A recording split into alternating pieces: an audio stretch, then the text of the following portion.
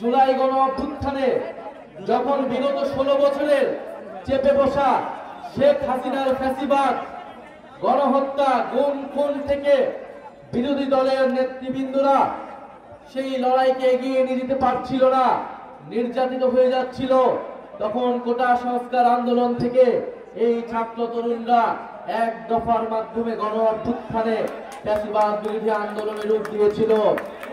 ফলে আপনারা আমাদের উপর আস্থা রেখেছেন, আস্থা রেখে আপনারা 5ই আগস্ট ঢাকা শহরে গিয়েছিলেন মার্চ করতে, আপনারা গণভবন ঘেরাও করেছেন, আপনারা শেখ হাসিনাকে উৎখাত করেছেন। আমরা মনে করি এই বিজয়ের, এই ফ্যাসিবাদ বিরোধী লড়াইয়ের প্রকৃত বিজয়ী হচ্ছে আপনারা, সাধারণ মানুষ, সাধারণ জনগণ।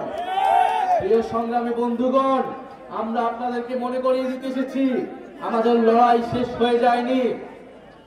আমরা একটা নতুন বাংলাদেশ, নতুন বন্দোবস্ত প্রতিষ্ঠা না হওয়া পর্যন্ত আমরা 5ই আগস্ট যে গণভবনে গিয়েছিলাম, আমরা যেই লক্ষ্যে মার্চ টু ঢাকা করেছিলাম, সেই লক্ষ্য অর্জিত না হওয়া পর্যন্ত আমাদের লড়াই চালিয়ে যেতে হবে। আমরা বিপ্লব এবং গণ অভ্যুত্থানের মধ্যে ফ্যাসিবাদকে উৎখাত করেছিলাম, আমরা এখন গণতান্ত্রিক ভাবে, নিয়মতান্ত্রিক ভাবে আমরা সংস্কারের মাধ্যমে নতুন বাংলাদেশ প্রতিষ্ঠা করতে চাই। প্রিয় সুনামগঞ্জবাসী, আপনারা দেখেছেন কিছুদিন আগে মাইলস্টোন কলেজে বিমান বিধ্বস্তের মর্মান্তিক ঘটনা ঘটেছে। আল্লাহ তাআলা এই পরিবারগুলোকে, যে সকল শিশু মারা গিয়েছে, তাদের শোক সন্তপ্ত পরিবারকে আল্লাহ ধৈর্য ধারণ করার তৌফিক দান করুন। আমরা বলতে চাই, এমন একটা দেশে আমরা আসলে বসবাস করি যেখানে বাসের ফিটনেস থাকে না, আমরা এমন একটা দেশে বসবাস করি যেখানে বিমানেরও ফিটনেস থাকে না, আমরা এমন একটা দেশে বসবাস করি যেখানে মানুষেরও ফিটনেস থাকে না, রাষ্ট্রেরও ফিটনেস থাকে না। শেখ হাসিনা একটা ফিটনেস বিহীন রাষ্ট্র আমাদের উপরে চাপিয়ে দিয়ে গিয়েছে, এই প্রজন্মের উপরে চাপিয়ে দিয়ে গিয়েছে। আমরা বলেছি এই প্রজন্ম, আমরা ভবিষ্যৎ প্রজন্মের জন্য একটা ফিটনেস বিহীন রাষ্ট্র দিয়ে যেতে পারি না। এটা আমাদের দায়িত্ব।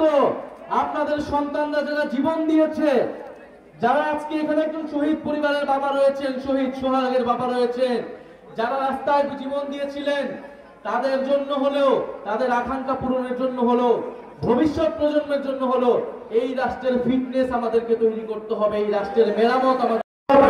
হাজারো জীবনের বিনিময়ে আমরা নতুন এক বাংলাদেশ বিনির্মাণের সুযোগ পেয়েছি। কোন ধরনের বাধা বিপত্তিতে ভয় না পেয়ে নতুন বাংলাদেশ আমরা প্রতিষ্ঠা করব ইনশাআল্লাহ। এই বাংলাদেশের মানুষ সরকারি নানা সুবিধা থেকে তারা বঞ্চিত হয়ে থাকে। বাংলাদেশের মানুষ চিকিৎসা গ্রহণের জন্য সরকারি হাসপাতালে গেলে সেখানকার পরিবেশ ভালো নয়, অস্বাস্থ্যকর জীবন পদ্ধতি, এই বিষয়গুলো সম্পর্কে আমরা অবগত রয়েছি।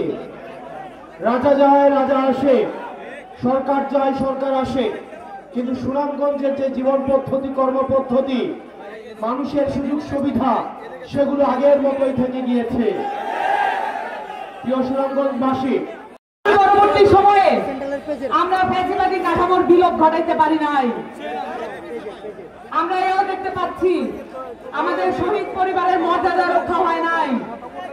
আমরা এও দেখতে পেয়েছি গত 3-4 দিন ধরে মাইলস্টোনে আমাদের শিশু আহত এবং শহীদরা যে মর্মবেদনার মধ্য দিয়ে গেছে, সেটা আমাদের সকলকে ছুঁয়ে গেছে এবং আমরা সকলেই সন্তপ্ত অবস্থায় আমরা চলাফেরা করছি এবং আমাদের রাজনৈতিক কর্মসূচি বাস্তবায়ন করছি।